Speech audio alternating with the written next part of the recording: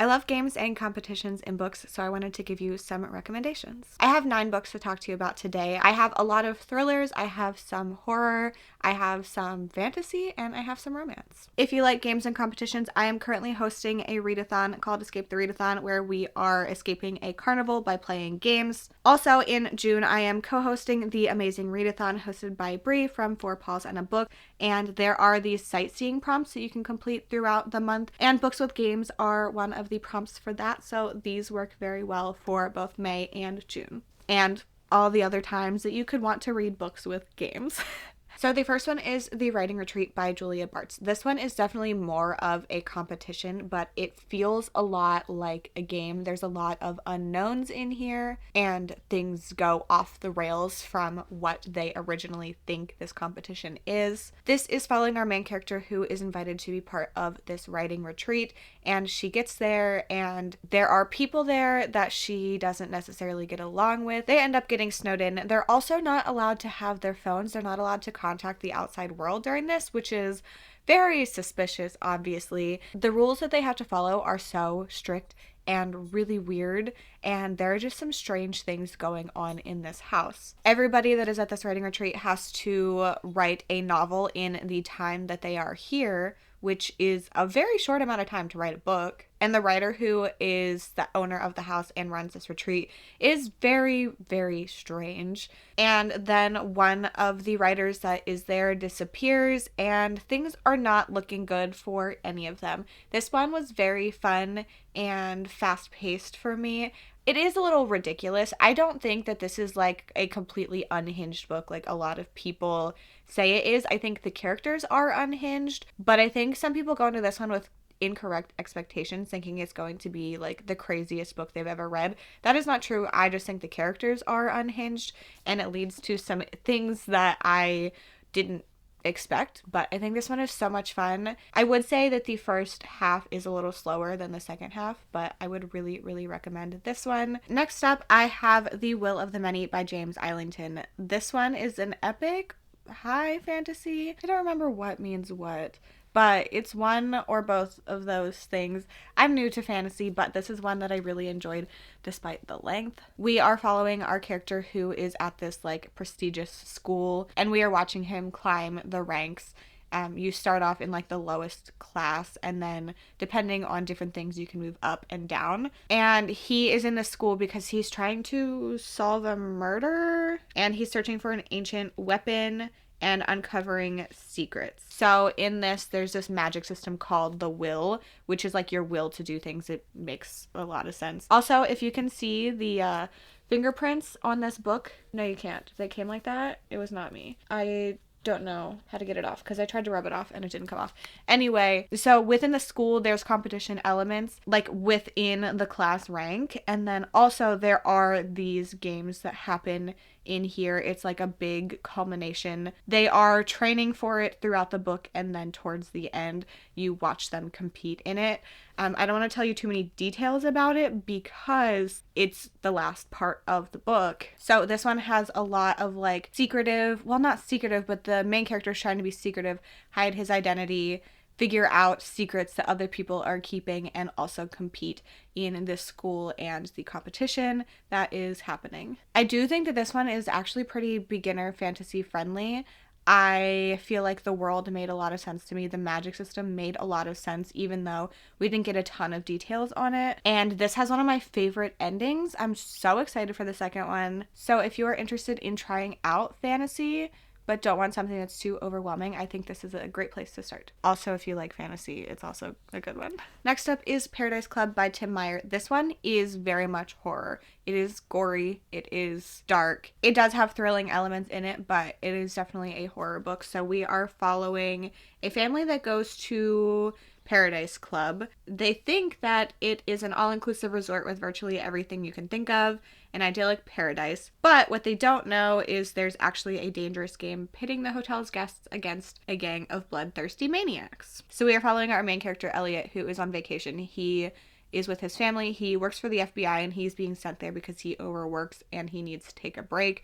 He doesn't really want to, but he has to go do it. And then this group of killers have been unleashed on the resort, and everyone is trying to survive. It is a fight to the death. It is very bloody and brutal, but there's like some strategizing going on, trying to figure out what is going on, and I think it's a really fun time. The ending of this one is interesting.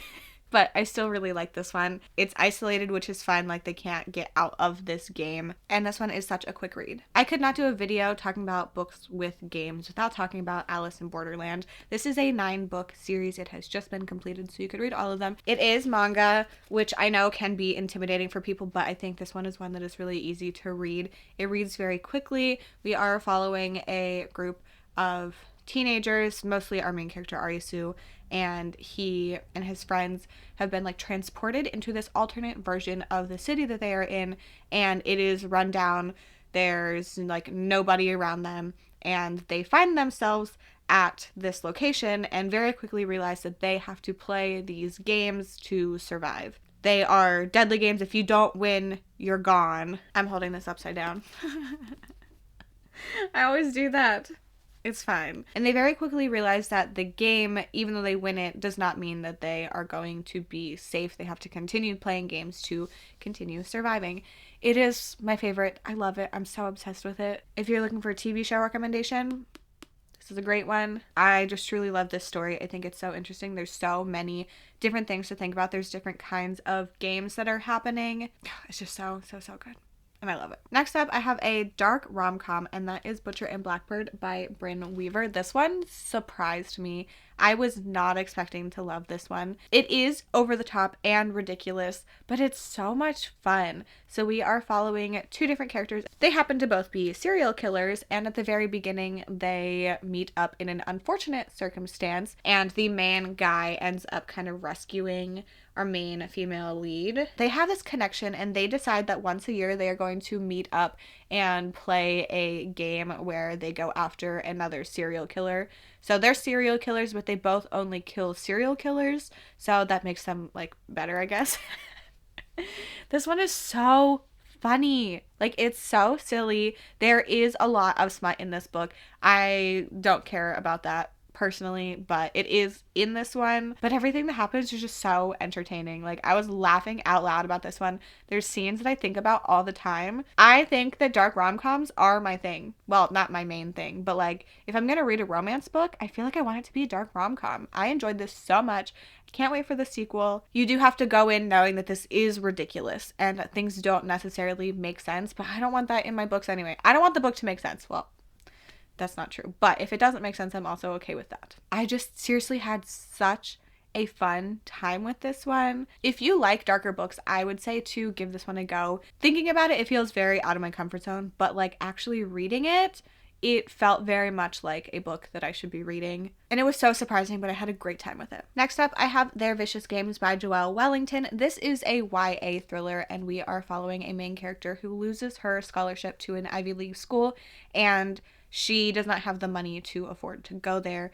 So she ends up entering in this competition run by a local rich family where the winner of it gets to go to a school of their choice. They get a scholarship, and they're kind of like sponsored by the family. Turns out she has to be playing these possibly deadly games to be the winner. There are different kinds of games that are happening that they have to survive. There is some like high school drama in here, which makes sense because these are all characters that are just finishing high school. And like that part wasn't my favorite, but I think this had a lot of really good discussions in it, both with race and class, that is addressed a lot in this book. I thought the games were fun. I really, really enjoyed this one. And oh, I've never really looked at the cover. Some of it is shiny. Anyway, this is a really good book and I think you should read it. Next, we have The Serpent and the Wings of Night by Carissa Broadbent. This is a fantasy romance, and the games in here are trials, but they are games. They're just called trials in fantasy books. There are 5 games in here, I believe. One of them is one of my favorite games that I've ever read. It is so cool. And like, I want to read an entire book of something like that. Like, oh my gosh, it was incredible. So this is set in a world where vampires are real, and we are following a human who has been raised by vampires, and she is trying to win this competition to get powers and like bond with her adopted father so that she can also become very powerful. And then she ends up competing and forming an alliance with actually one of her father's enemies, but they're competing in these games together and they start to form a romance. I'm just thinking about how much I love the one game in here. It's so cool. It's one of my favorites. I liked how the trials were all very different. They added some like mystery element to it and it was just a lot of fun. I also did enjoy the romance in here. I do plan on reading the second in this. This is a duology. Well, there's technically a novella in between. I'm not really sure how that fits in.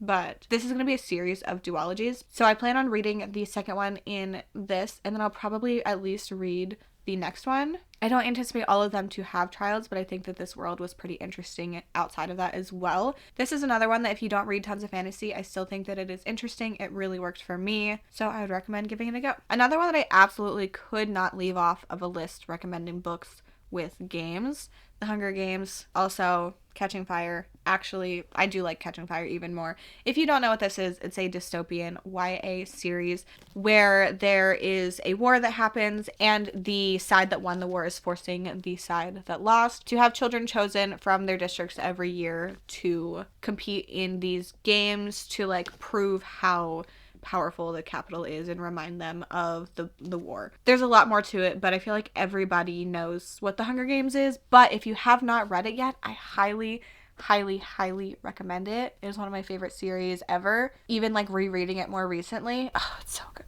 And last, I have The Family Game by Catherine Stedman. This is a thriller following a woman who is marrying into this rich man's family. Well, she's marrying him, so she will become part of the family. And they have these really weird games. Every time they meet up, they are playing these games together. She is an author, and her soon-to-be father-in-law gives her this recording. He says it's his audiobook, but very quickly she realizes it's actually a confession. So she is trying to deal with that, figure everything out with that situation, and also try to maintain her career as a writer and also compete in these games that the family plays whenever they meet up. You know, rich people are so weird. Like, I bet that there's some rich family that does stuff like this. Like, I don't understand rich people. This one was a very quick read. It was a lot of fun. I think that the games that the family played in here on top of the like mystery of the murder confession that she has was just really fun, and I had a really good time with this. So these are my recommendations for books with games that I think you should read. If you've read any of these, I'd love to know your thoughts on them in the comments, and also I would love your recommendations for books with games and competitions. If you've made it to the end and want to leave me an emoji to say you were here, you can leave me the Joker card emoji. I hope to see you in my next one. Bye.